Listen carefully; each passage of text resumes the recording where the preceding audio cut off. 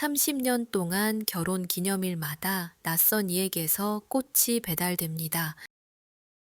안녕하세요. 세상의 다양한 이야기를 전해드리는 사계입니다. 오늘 들려드릴 이야기는 결혼 기념일마다 도착한 익명의 꽃다발, 그리고 그 꽃다발이 가리키고 있던 뜻밖의 진실에 관한 이야기입니다. 엄마, 아빠, 잠시 일손 멈추고 들어보세요. 오늘 이야기는 마음이 조금 따뜻해질 수도, 어쩌면 조금 아플 수도 있는 그런 이야기입니다. 그럼 시작할게요.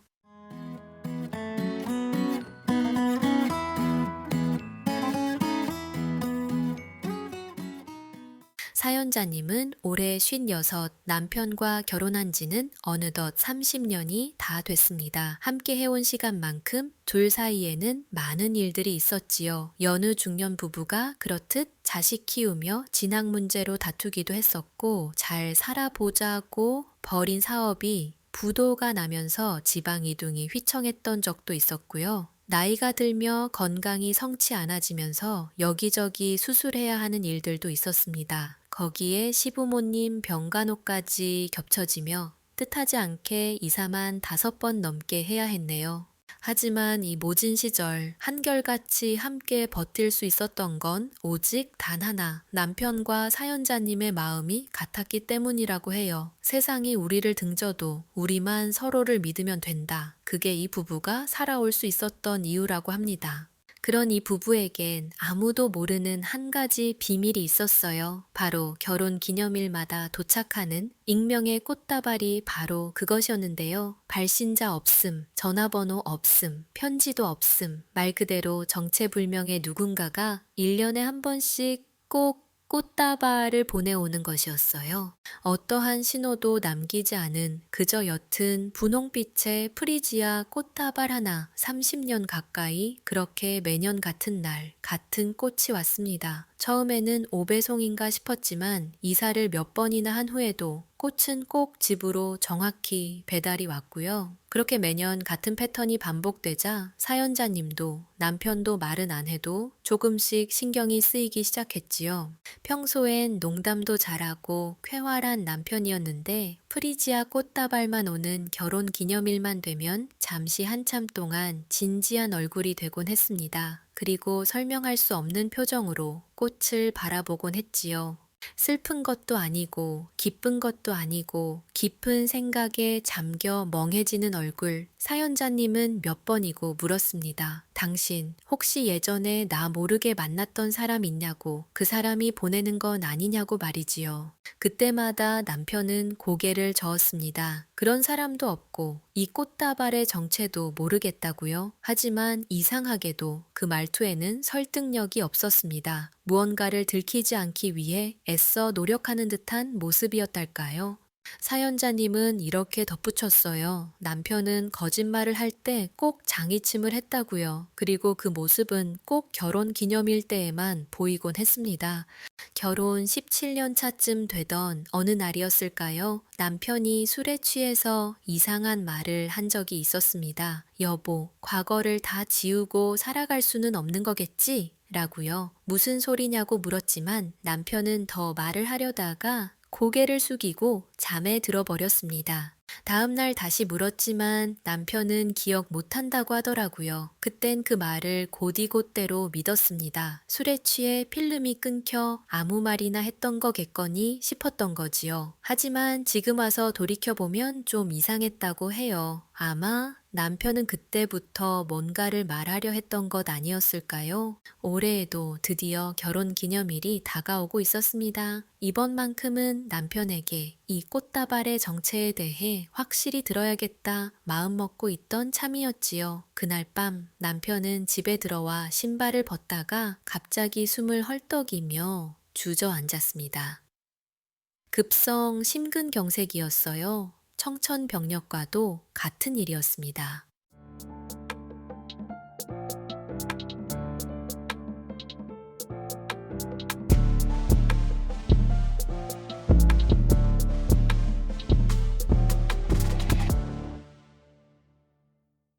사연자님은 남편을 들쳐 없다시피 하여 병원에 데려갔고 심장이 멈추기 직전 급히 구조수술에 들어갔습니다. 생각지도 못했던 일이기에 정신없이 돌아가는 모든 순간들이 마치 꿈 같았지요. 다행스럽게도 남편은 살아났습니다. 하지만 남편은 혼수 상태에서 깨어나자마자 이상한 말을 하기 시작했습니다.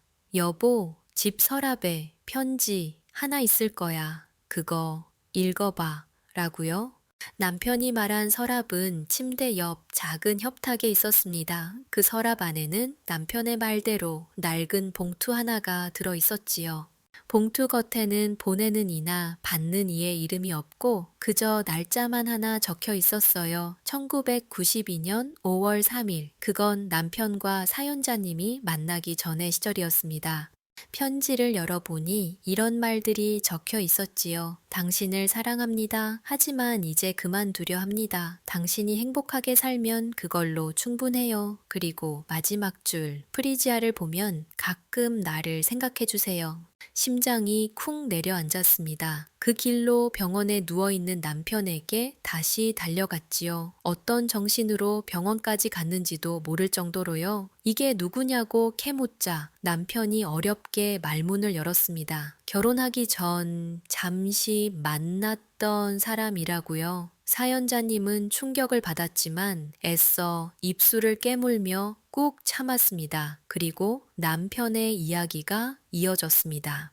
그 사람, 나 때문에 아팠어. 라며 남편은 자신의 얘기를 털어놨습니다. 남편이 20살이었던 시절 잠깐 연애했던 여자가 있었다고 해요. 둘은 오래 만나지는 않았지만 서로 꽤 진지하게 마음을 나눴던 사이였다고 합니다. 그러다 어느 날 그 여자가 갑자기 헤어지자고 했다고 해요. 아무 이유도 말하지 않은 채 말이지요. 남편은 연애 경험도 많지 않았고 그 시절에는 사람 마음을 온전히 이해하기도 어려웠다고 합니다. 갑작스레 자신이 버려졌다는 생각 때문일까요? 그 당시에 남편은 꽤 오랜 시간 방황을 했다고 해요. 하지만 이별 통보를 기점으로 그녀와는 완전히 연락이 단절돼 버려서 전화를 걸어볼 수도 편지를 쓸 수도 없어. 혼자서 온전히 그 아픔을 감당해야 했다고 하네요. 어린 나이였고 이별의 통증은 꽤 아팠겠지요. 하지만 어떻게든 이겨내보려 시간을 견뎠습니다. 그런데 그해 겨울 남편은 친구를 통해 청천벽력 같은 소식을 듣게 됩니다. 그 여자가 갑작스럽게 병원에 입원했다는 사실이었어요. 백혈병, 어린 나이에 참 잔혹한 현실이었지요. 남편은 곧장 병원으로 찾아가려 했다고 합니다. 하지만 당사자가 어떻게든 그것만은 안 된다고 거절했다고 하네요. 결국 그녀가 한 번도 면회에 응해주지 않았기에 남편은 늘 병원 주변만 맴돌다가 돌아오기 일쑤였다고 합니다. 그렇게 계절이 몇 번 바뀌었다고 해요. 꽤 오랜 시간이었지요. 그리고 그로부터 얼마 지나지 않아 그녀는 결국 세상을 떠났다고 합니다. 그녀가 주변에 신신당부를 해둔 탓에 남편은 그녀의 죽음조차 시간이 지난 후에야 알았다고 해요. 모든 게 모질게 느껴지고 원망스러웠다고 합니다. 그렇게 그녀의 죽음을 알고 얼마의 시간이 흘렀을까요? 남편의 집에 편지 한 통과 꽃다발 하나가 배달됐다고 해요. 그리고 편지에는 죽어가던 그녀가 남긴 한마디가 적혀 있었다고 합니다. 프리지아를 보면 나를 생각해 주세요.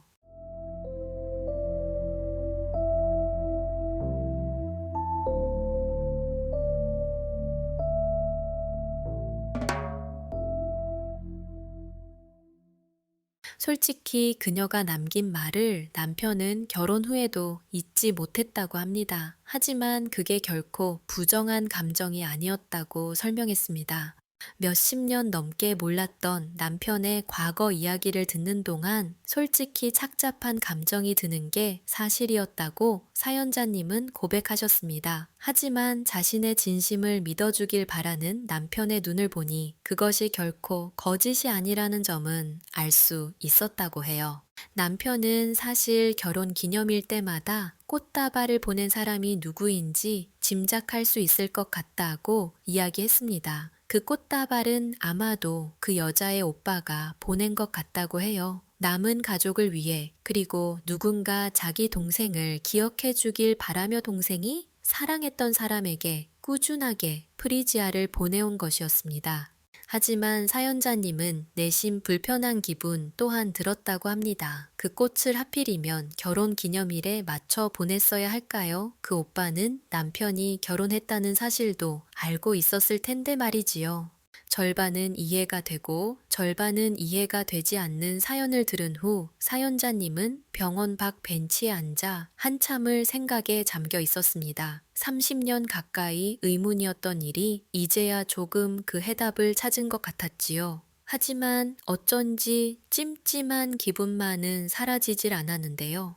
그로부터 며칠이 더 흐른 후 사연자님은 뜻하지 않은 곳에서 더 뜻하지 않은 한 사람을 만나게 됩니다. 그리고 그 사건을 계기로 모든 진실을 알게 됐지요. 그 오빠란 사람이 어떻게 남편이 입원한 병원까지 알게 됐는지 찾아왔다고 해요.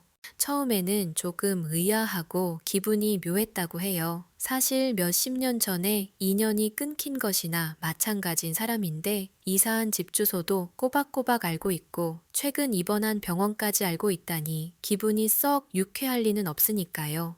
그런 사연자님의 기분을 눈치챘는지 오빠란 사람은 무척 정중하게 사과부터 했다고 해요. 그동안 동의도 없이 자신의 기분만을 위해 무례를 범해서 죄송했다고요. 점잖게 사과를 건네는 모습을 보자니 불쾌했던 기분이 조금은 가라앉았다고 사연자님은 말씀하셨습니다. 그리고 그분의 이야기를 좀 더 들어보고 싶어졌다고 하시더라고요. 그 오빠와 사연자님은 병원 벤치에 나란히 앉았습니다. 손에는 캔커피 하나씩을 들고요. 어렵게 입을 뗀 오빠는 조심스럽게 이야기를 시작했습니다. 동생의 유언에 대해서였지요.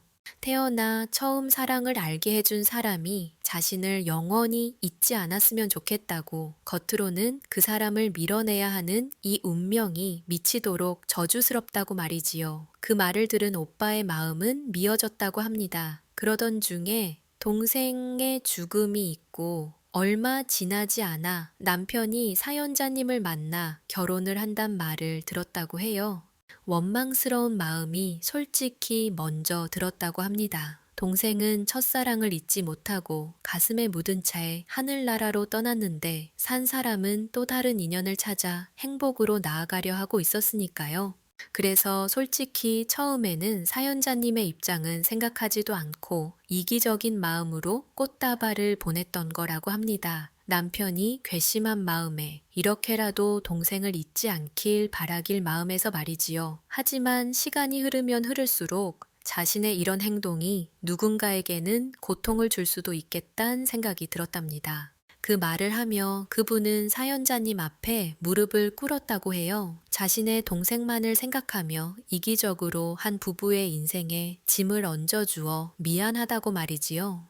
사연자님은 솔직히 그 모든 말을 듣고 기분이 썩 좋지만은 않았다고 해요. 아무리 지금 눈앞에서 무릎을 꿇고 사과한들 그 이기적인 마음으로 시작한 일들이 사라진 것은 아니니까요. 하지만 한편으로는 사연자님 또한 가족을 잃어본 입장에서 그 오빠의 애달픈 마음이 조금은 이해될 것 같기도 했다고 했습니다. 아마도 조금이라도 어린 나이였다면 이 모두의 마음을 이해하지 못해 당장 이혼을 불사했을지도 모르겠다고 사연자님은 고백하시더라고요. 하지만 중년이 되고 산전수전을 겪고 삶과 죽음의 경계를 직간접적으로 겪어보다 보니 이제 어느 정도는 그 마음을 어렴풋이 알 것 같다고 했습니다. 마지막으로 병원을 수소문해 직접 찾아온 것도 남편과 사연자님에게 진심으로 사과하기 위해서라며 그 오빠란 사람은 다신 이 부부 앞에 나타나지 않을 것을 약속하고 떠나갔습니다. 돌아서는 그 사람에게 사연자님은 이렇게 말했다고 해요. 오빠의 욕심이 동생을 편히 보내주지 못하고 있었던 건 아닐지 한번 생각해보면 좋을 것 같다고요. 그랬더니 그 오빠는 고개를 끄덕이며 눈물을 흘렸다고 합니다.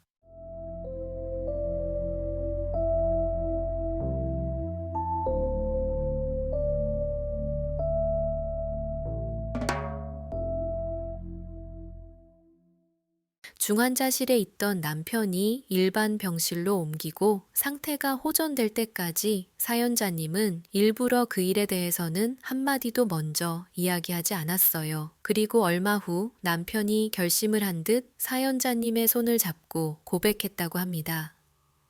괜한 걱정을 끼치고 싶지 않아 아무것도 말하지 못했던 자신을 용서해달라고 말이지요.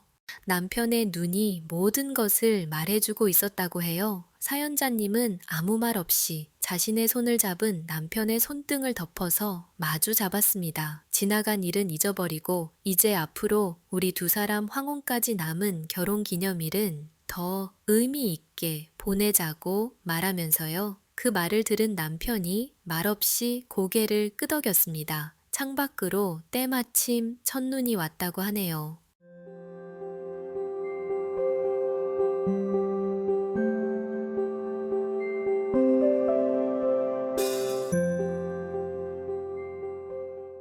삶이라는 건, 그리고 죽음이라는 건 누구나에게 묵직하게 다가오는 것 같습니다. 또한 누군가를 잊는다는 것 역시 쉬운 일은 아니겠지요. 누군가를 사랑하고 그리워하고 또 마음에 묻어두는 일은 누구에게나 있을 수 있습니다.